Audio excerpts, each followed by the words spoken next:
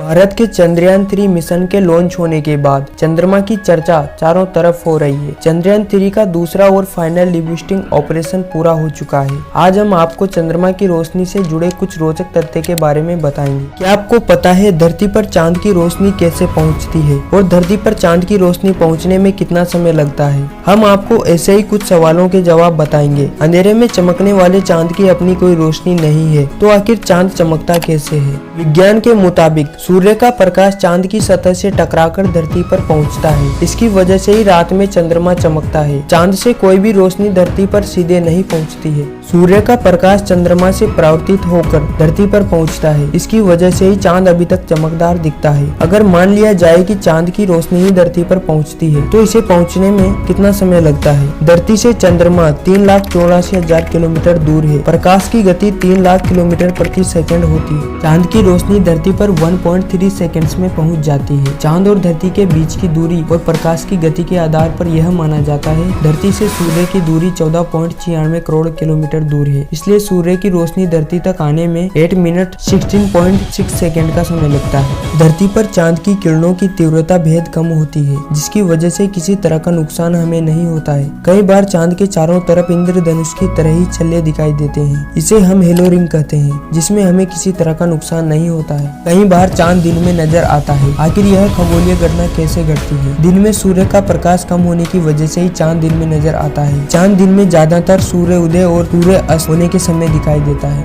वैज्ञानिकों के मुताबिक वायुमंडल में गैस के कुछ कण घूमते हैं। इन कणों में नाइट्रोजन ऑक्सीजन की रोशनी होती है। इनसे छोटी तरंगें भी निकलती हैं, जो नीले और बैंगनी रंग की होती है। यह एक अलग दिशा में प्रकाश को अवशोषित और फिर से उत्सर्जित करती है। ऐसे में आसमान का रंग नीला हो जाता है। इससे सूर्य का प्रकाश कम हो जाता है और दिन में चांद दिखाई देता है।